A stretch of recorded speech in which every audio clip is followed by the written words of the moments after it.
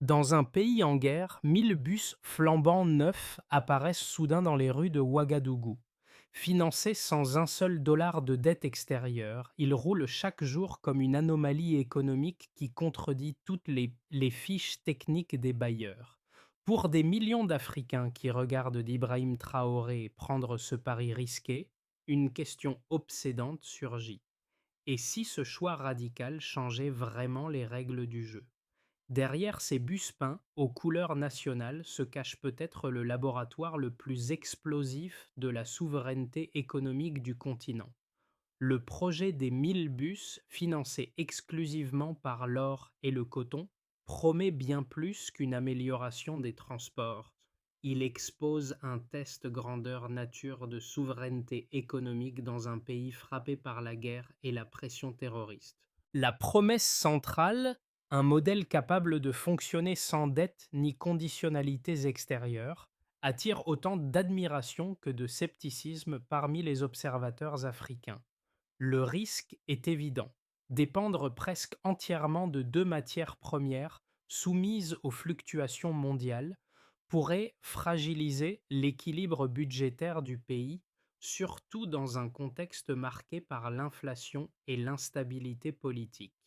Mais la possibilité d'un modèle alternatif capable de rompre avec des décennies de dépendance aux créanciers internationaux constitue un enjeu stratégique majeur pour l'avenir du Burkina Faso.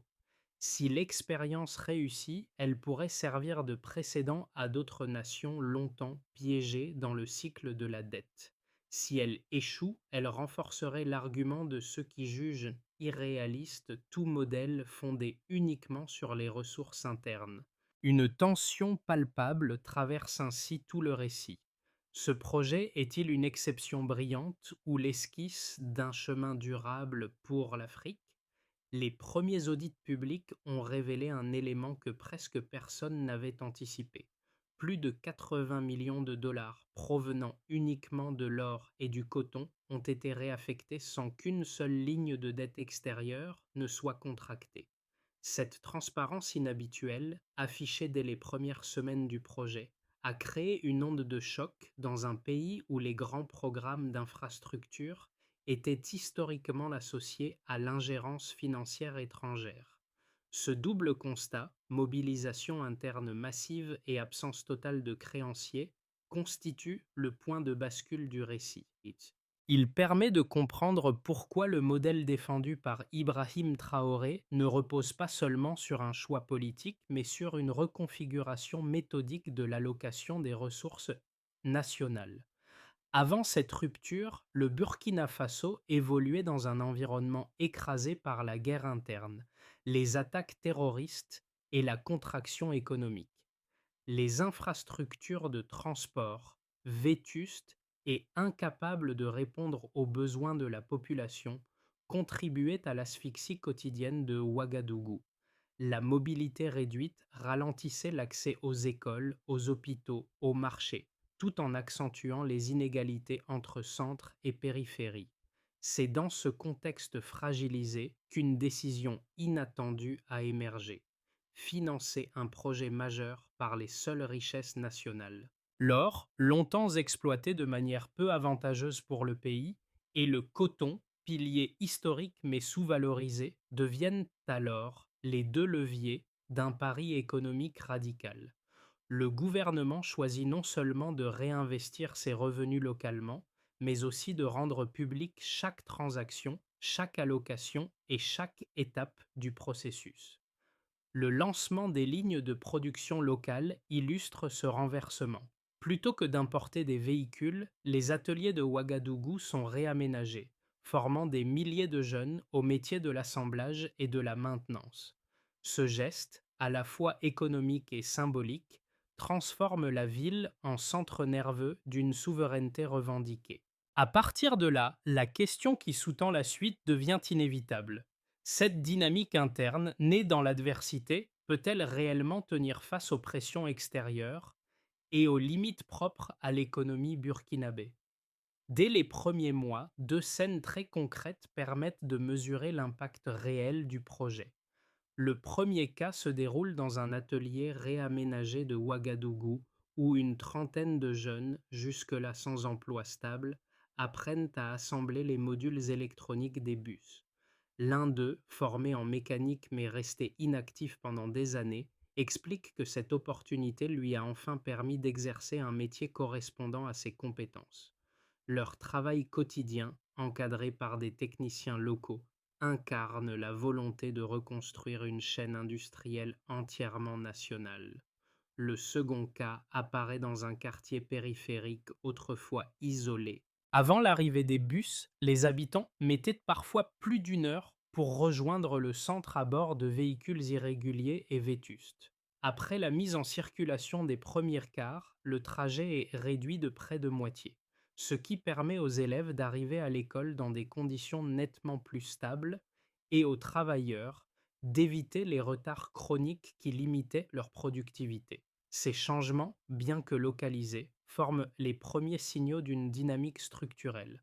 Ces deux scènes, mises en avant par le gouvernement dirigé par Ibrahim Traoré, servent de repères pour comprendre la portée du projet. Un modèle qui ne se limite pas à la mise en service de véhicules, mais qui engage la population dans un processus d'autonomie économique. L'amélioration de la mobilité, la montée en compétences professionnelles et la revalorisation de filières locales créent un effet d'entraînement qui dépasse largement le seul secteur du transport. Ces résultats initiaux posent alors une question simple mais décisive. Que vaut ce modèle sous pression? Avant le basculement, Ouagadougou fonctionnait avec un réseau de transport fragmenté, dépendant de minibus vieillissants, incapables d'absorber la croissance démographique. Après le lancement du programme, la capitale voit apparaître chaque jour une flotte structurée, synchronisée et visible, matérialisant un changement d'échelle brutal. Cette transition marque le début d'une séquence où chaque étape, brève mais décisive, vient consolider l'architecture du projet voulu par Ibrahim Traoré. L'activation commence dans les dépôts techniques réaménagés. Les équipes locales, formées en urgence, reçoivent les premières pièces importées pour lancer l'assemblage des bus. Les outils sont calibrés, les chaînes de montage segmentées, les équipes divisées en modules donc spécialisés. Les journées sont courtes et intenses, rythmées par des essais techniques répétés pour s'assurer que chaque véhicule respecte les normes de sécurité. L'atmosphère est tendue. C'est la première fois que la ville tente une production à cette échelle. Très vite, le programme passe en phase d'accélération. Les premiers bus sortent des ateliers et s'alignent sur les parkings municipaux. Les conducteurs sont formés dans la foulée, parfois en groupe de 50, parfois en session plus réduite selon les contraintes de disponibilité. Les parcours sont testés en conditions réelles, de nuit d'abord, puis à des heures de forte affluence. Les retours des équipes de terrain obligent à ajuster les horaires, modifier certaines lignes, optimiser les arrêts. Cette période est marquée par un rythme d'expérimentation permanent. Chaque journée fournit des données qui permettent d'améliorer la suivante. Les équipes de maintenance développent des procédures de contrôle accélérées, tandis que les mécaniciens locaux s'approprient peu à peu la technologie des véhicules. Puis vient le moment du déploiement massif. Lorsque les 1000 bus entrent simultanément en circulation, la ville bascule. Les habitants découvrent des itinéraires prévisibles, des horaires visibles, des véhicules propres et surveillés. Les arrêts sont organisés, les flux de passagers mieux reportis, les pannes réduites grâce à la maintenance continue. Les marchés deviennent plus accessibles, les élèves arrivent plus tôt en cours, les travailleurs gagnent en régularité. Dans le même temps, l'économie locale connaît un sursaut. La demande en pièces détachées, en peinture, en services logistiques et en carburant mobilise des centaines de petits ateliers et de commerces. Le cercle s'élargit. Ce qui était au départ un simple projet de transport devient progressivement un moteur économique transversal. Mais cette montée en puissance produit aussi une série d'ondes de choc. La pression sur les finances publiques augmente, les coûts de maintenance doivent être strictement contrôlés Les fluctuations du prix de l'or et du coton rendent la planification budgétaire plus fragile. Les critiques extérieures affirment que cette expansion rapide pourrait devenir un fardeau si les revenus nationaux diminuent. En interne, certains redoutent qu'un incident majeur, panne généralisée, problème de pièces, grève, puisse mettre en péril la confiance du public. Chaque décision prise dans cette phase est donc scrutée avec une tension palpable. Malgré ces risques, la dynamique demeure. Le projet avance, se consolide, produit ses premiers effets mesurables sur la mobilité et l'activité quotidienne. C'est à ce moment précis que la question initiale posée dès les premiers bus réapparaît sous une forme plus urgente. Comment ce modèle réagira-t-il lorsque les limites structurelles du pays entreront en collision avec l'ambition affichée? Au départ, la capitale fonctionnait avec un réseau incapable d'assurer une mobilité stable. Après le lancement du programme, trois indicateurs essentiels montrent l'ampleur du basculement voulu par Ibrahim Traoré. Le premier chiffre est 80 millions de dollars, montant intégralement issu des ressources nationales et réinvesti dans la flotte.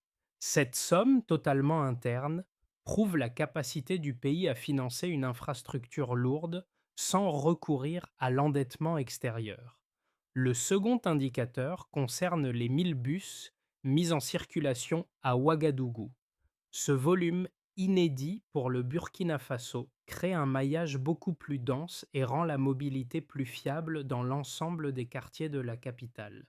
Enfin, le projet a généré plus de 10 000 emplois directs et indirects. Ces postes, créés en quelques mois, renforcent la main-d'œuvre locale et réinjectent immédiatement du revenu dans l'économie urbaine. Ces trois mesures forment l'ossature de l'impact économique mesurable, mais chacune d'elles s'accompagne d'une série d'effets secondaires qui amplifient l'importance structurelle du projet. L'investissement initial, financé par l'or et le coton, modifie d'abord la relation du pays à ses propres ressources.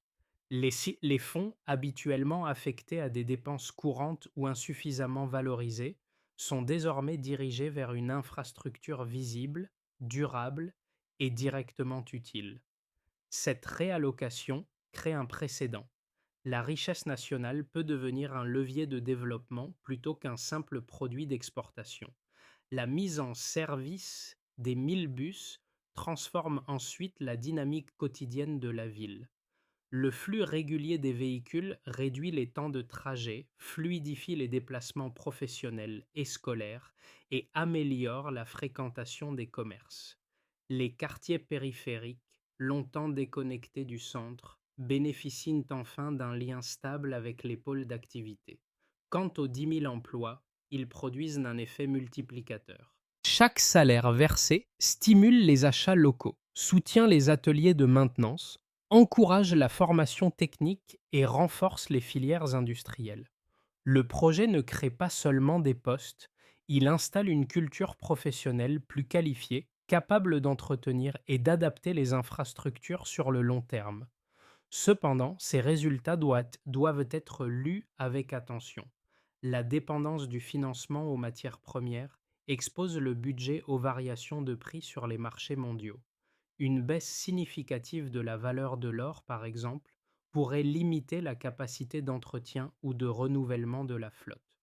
De même, la forte création d'emplois implique un engagement permanent envers la formation technique et la stabilité contractuelle. Un système reposant sur une main-d'œuvre nombreuse doit être capable d'en assurer le maintien, l'encadrement et la montée en compétences. Enfin, la réussite visible du projet renforce les attentes sociales. Lorsque les citoyens s'habituent à un transport fiable, l'exigence de qualité augmente et la marge d'erreur se réduit. Ces nuances montrent que derrière les chiffres se joue un équilibre exigeant. L'enjeu dépasse la performance comptable. Il s'agit de déterminer si la dynamique actuelle peut s'inscrire durablement dans un modèle économique fondé sur l'autonomie nationale. Deux arguments majeurs s'opposent autour du modèle burkinabé.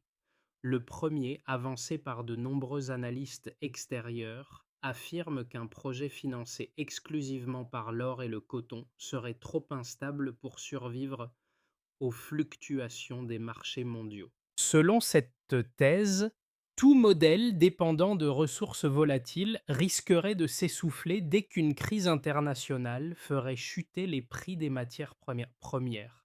L'argument ajoute que, dans un pays en guerre, chaque choc économique se répercute plus violemment sur les finances publiques.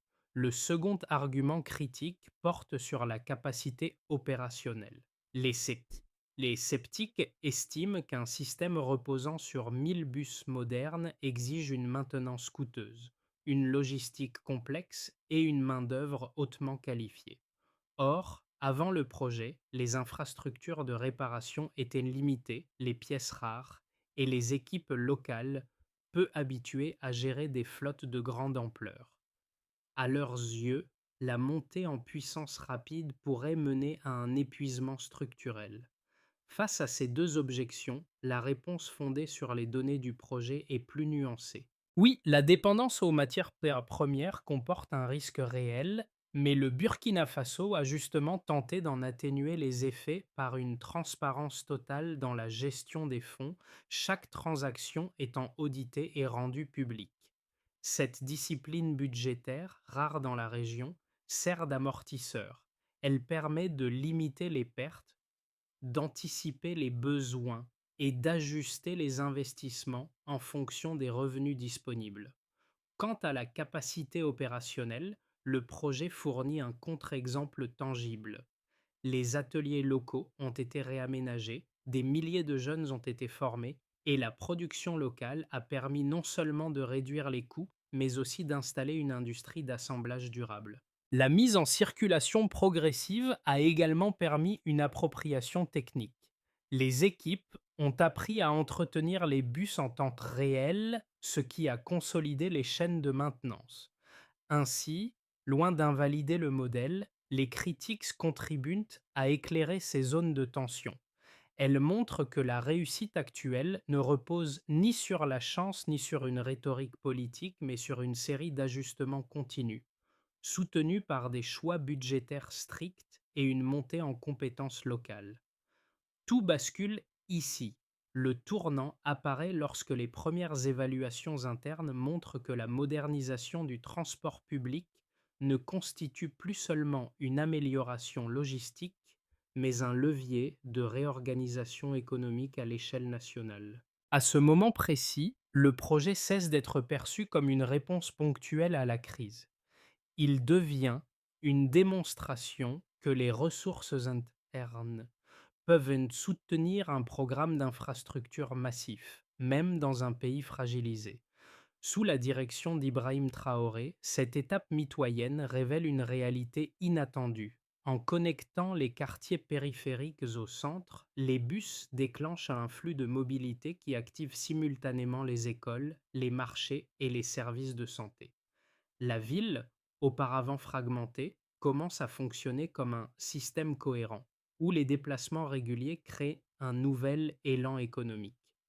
Ce basculement est d'autant plus important qu'il marque la première fois où le Burkina Faso observe en temps réel les effets d'un modèle financé entièrement par ses propres ressources. Le projet franchit alors un seuil symbolique.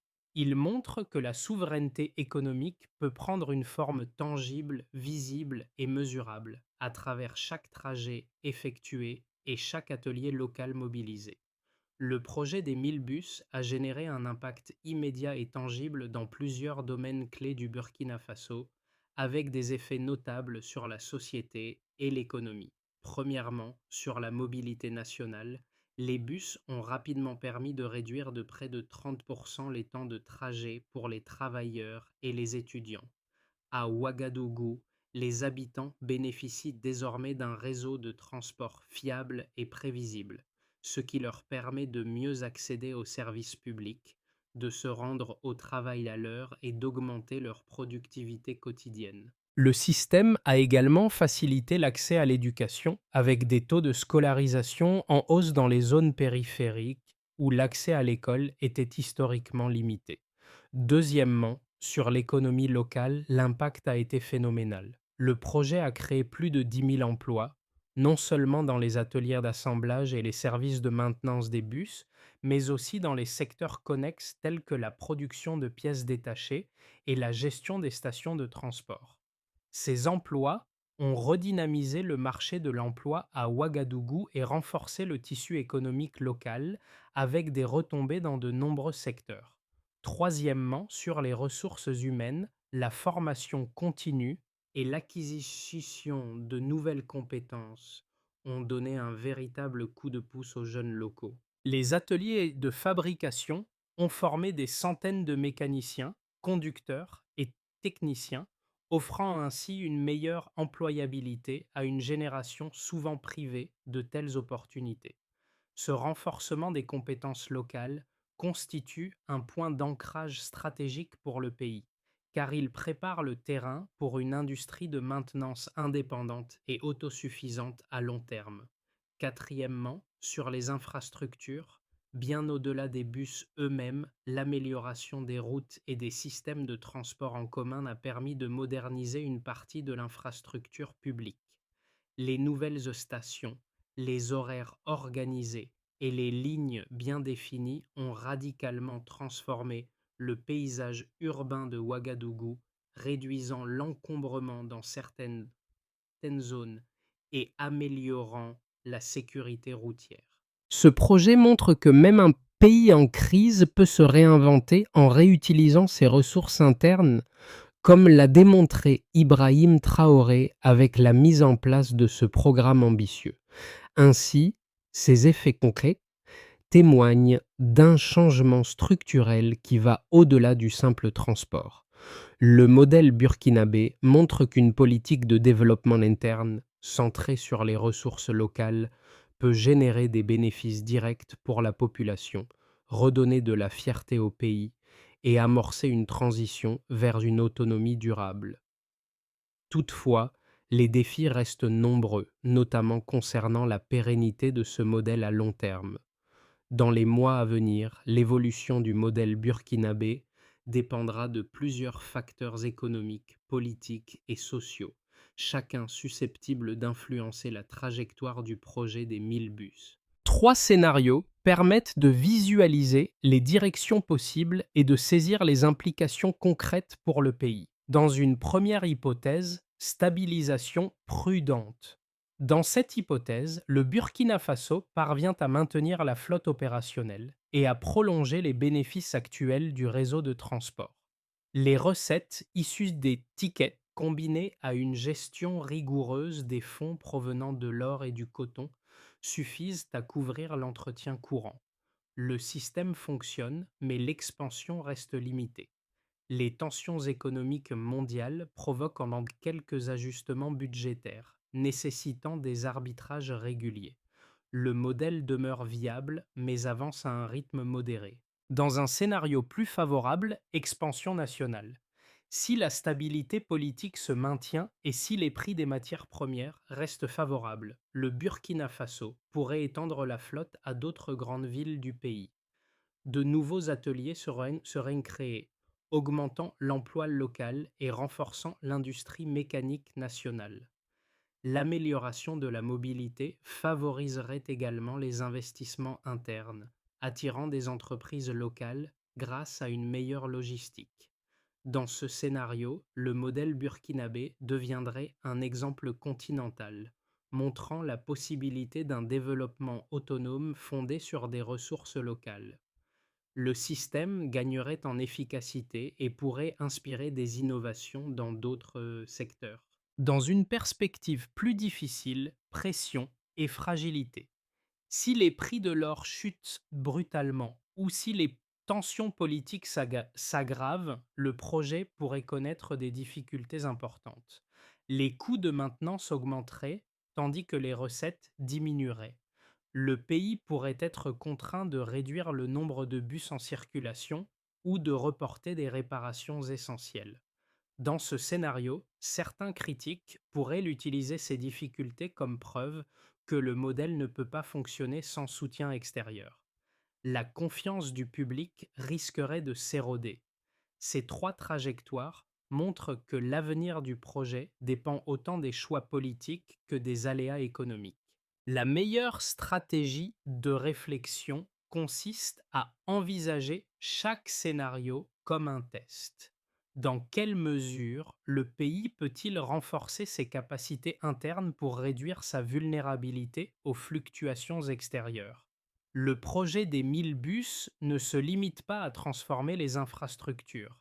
Il redéfinit la relation entre les citoyens et leur environnement quotidien. Pour de nombreux habitants, l'impact se mesure d'abord dans la vie de tous les jours.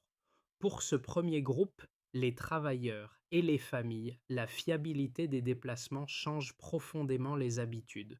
Les parents peuvent organiser leur journée avec plus de précision, les travailleurs arrivent à l'heure et les retards chroniques deviennent de moins fréquents. Le système de transport apporte un sentiment de stabilité qui manquait jusque-là, améliorant la qualité de vie tout en réduisant le stress lié au trajet. Pour le second groupe, les jeunes et les étudiants, le projet joue un rôle décisif dans l'accès à l'éducation et à la formation. Les bus facilitent l'arrivée à l'école ou à l'université, ce qui se traduit par une meilleure assiduité et un engagement plus constant. Les ateliers d'assemblage et de maintenance offrent également des opportunités nouvelles pour les jeunes en quête de compétences techniques. Pour le troisième groupe, les habitants des zones périphériques, l'ouverture de nouvelles lignes représente une transformation majeure. Ces quartiers, souvent délaissés par les anciennes infrastructures, voient désormais leurs déplacements facilités. L'accès aux hôpitaux, aux marchés et aux services devient plus régulier et l'isolement diminue significativement.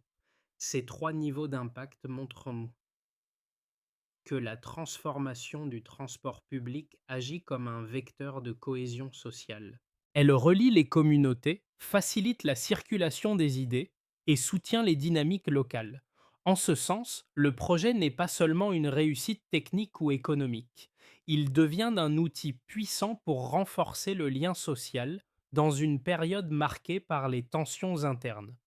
Pour s'en rassurer la pérennité du modèle et consolider ses acquis, le Burkina Faso doit suivre une feuille de route structurée, fondée sur des actions claires et mesurables. La première étape consiste à renforcer la transparence budgétaire. La publication systématique des transactions liées au projet doit se poursuivre afin de maintenir la confiance citoyenne et de limiter les risques de dérive financière. Ce principe, défendu depuis le début par Ibrahim Traoré, reste le socle de la gouvernance du programme. La deuxième étape vise à professionnaliser davantage les équipes locales. Il s'agit d'élargir les programmes de formation pour les mécaniciens, conducteurs et techniciens afin de développer une expertise capable de gérer une flotte de 1000 bus sur le long terme. Des certifications internes pourraient être mises en place pour assurer une montée en compétences continue. La troisième étape consiste à diversifier les sources de financement. Sans renier le modèle fondé sur l'or et le coton, le pays gagnerait à explorer les secteurs complémentaires tels que l'agriculture durable ou les énergies renouvelables, qui pourraient fournir des revenus plus stables pour soutenir l'entretien des infrastructures. La quatrième étape prévoit de étendre progressivement le réseau. L'objectif serait d'intégrer les villes secondaires, en commençant par celles qui possèdent déjà des ateliers techniques minimaux. Une expansion maîtrisée éviterait une pression excessive sur les finances publiques tout en renforçant la mobilité régionale. La cinquième étape encourage à associer davantage les citoyens. Des consultations régulières permettraient d'ajuster les lignes, les horaires et les besoins locaux. Cette participation renforcerait la légitimité du programme et garantirait que les bénéfices soient perçus dans l'ensemble du pays. Ces étapes définissent un parcours réaliste capable de consolider l'élan actuel et de protéger le modèle contre les aléas économiques ou politiques. Dans l'atelier d'Ouagadougou où de jeunes mécaniciens assemblaient leur premier module, un simple geste, fixer une pièce, ajuster un panneau, tester un circuit, devenait déjà un acte de souveraineté. Ce lieu, évoqué plus tôt, symbolise désormais bien plus qu'un espace de travail. C'est le laboratoire où une nation a choisi de se reconstruire avec ses propres mains. Sous l'impulsion d'Ibrahim Traoré, chaque bus sorti de ces ateliers raconte la même histoire, celle d'un peuple qui refuse de se résigner à la dépendance et qui transforme ses ressources en moteur de dignité. Dans les quartiers périphériques comme dans le centre de Ouagadougou, les habitants voient passer ces véhicules non comme des machines, mais comme les preuves tangibles qu'un autre avenir est possible. Ce projet, financé sans dette et réalisé dans l'adversité, rappelle que la souveraineté n'est pas un concept abstrait. Elle se manifeste dans les gestes simples, les décisions courageuses et les trajectoires qui se redessinent lorsque la population reprend confiance en elle-même. Et au cœur de cette transformation, une certitude s'impose. Le progrès le plus puissant est celui que l'on construit soi-même. L'histoire du Burkina Faso montre qu'un modèle fondé sur les ressources locales peut transformer en profondeur un pays, même dans les contextes les plus difficiles.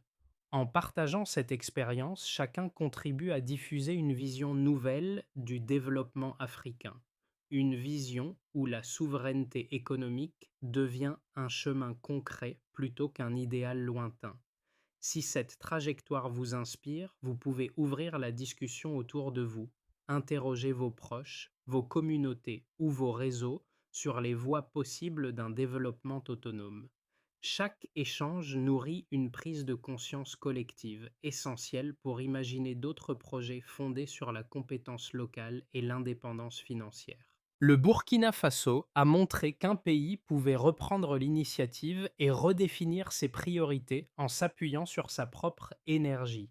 À vous maintenant d'alimenter cette réflexion, de questionner ses perspectives et de participer à une conversation constructive sur l'avenir du continent. Et vous, quelle place pensez-vous pouvoir prendre dans ce mouvement qui réinvente les règles du développement?